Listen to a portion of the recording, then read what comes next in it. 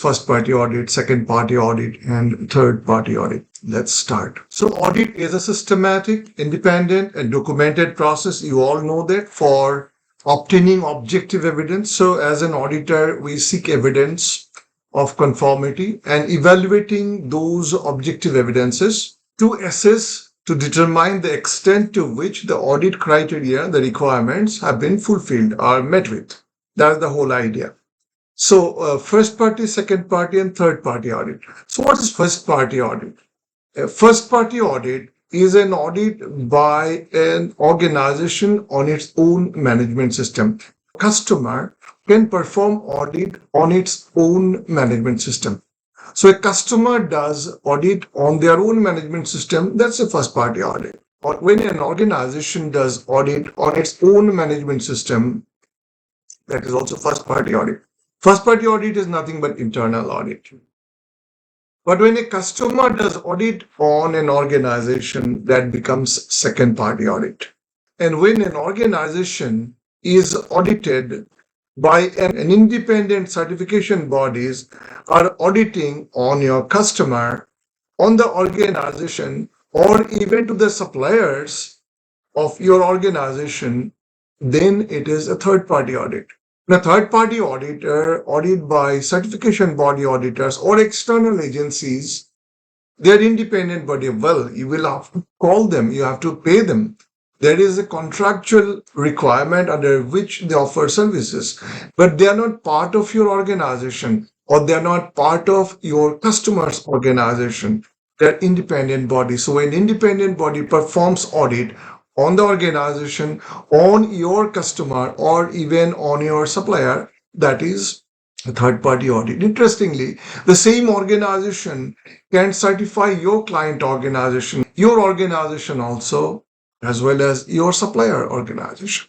So when a supplier does audit on their own management system, that is also a first-party audit. And when your organization does an audit on your supplier, that becomes also second party audit. So second party audit has got a relationship of customer and provider or a supplier.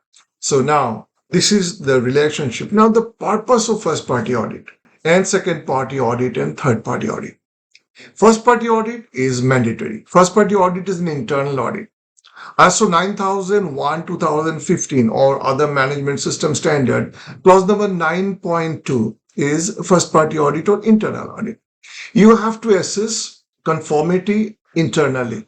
You have to assess whether your organization's quality management system or occupational health and safety or environment or whatever management system you are talking about is established, implemented, maintained, and continuously improved. That's the whole idea for the first party audit. It is done by the organization itself on its own management system.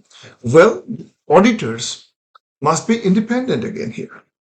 In other words, an auditor from a different department can come and audit another department. An auditor from one department can audit their own department with no conflict of interest. The whole idea is you should not audit your own work because it's not hiding some information. It is not camouflaging the audit observation. The whole idea is if this is not independent, the credibility of the process will not be established. For example, you do certain things with certain belief and certain things with conviction that this is the best way to do it. So when you audit, the same philosophy, same methodology, same approach will be applied. So by doing this, what will happen? You will not be able to identify the mistakes that you are doing while you are performing. At the same time, during the audit, that will be missed. An independent eye will immediately come and can possibly pick up that here something looks quite strange. So independence can bring more credibility of the observation. That's the whole idea. So the point I'm trying to say is a person from a department can audit his own department, but not ideally do their own work. Earlier standard in 9001-2008, it was very categorically specified by the standard. Auditors cannot audit their own work. 2015 version of ISO 9000 standard does not specify clearly that auditor cannot audit their own work, but this is imperative that they should not audit their own work because independence will be questioned. In a small organization, it may be necessary for the persons within their own work. There may be some overlap of the responsibility which they are auditing. But in that case, I have covered it adequately in another chapter, how you have to ensure the risk has been brought down to an acceptable level and independence is ensured and a person doing their own work is not jeopardizing the intent of the internal audit. Second party audit is more of a contractual obligation. It's a risk management process. When a customer comes and audit their own suppliers, this means they want to see whether the supplier is capable of providing or offering the services or delivering the products in accordance with customers' requirement. Whether they can deliver on time, do they have capacity to make it, do they have capacity to make within the time that the customer wants. So there is a more of a supplier-buyer relationship. So this could be biased towards the customer's own interest because they are auditing an organization to assess whether their suppliers are capable or not. So they can be more biased to their own requirement. And this normally leads to an approval or disapproval or identifying improvement opportunity of the supplier or the provider. Third-party audit is an independent audit. It is done by an independent certification body or certification bodies on the organizations.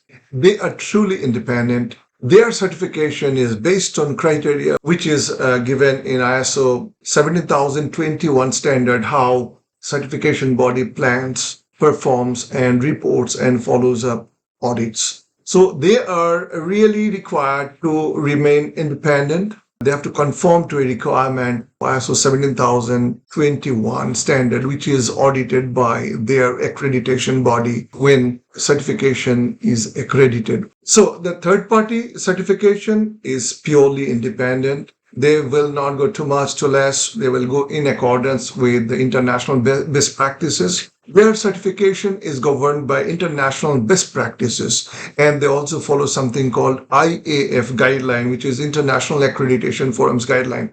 So International Accreditation Forum is the confederation or an apex body of the accreditation bodies. They follow the same norm while they give accreditation to the certification bodies. There is a chapter called Certification and Accreditation. I've explained the process in that chapter in detail. So this is the last chapter in our lead auditor program. You go through this. The purpose of third-party audit is getting an independent certification. See, an organization wants to do business. The whole idea is to prove that they are capable, to establish their credibility, that as a credible provider, a credible manufacturer, a credible service provider. Now, it might happen a customer wants to come and audit. Next day, another customer comes. Third, if another customer comes. Fourth day, another two customers are coming. Now, what will happen every time you are busy with the customer's audit? So, an independent third-party audit can possibly eliminate that we are audited and certified. I've got a valid certificate by an independent certification body, and we have got accredited certification which has got the highest level of global acceptance. So that can eliminate the need of multiple audits.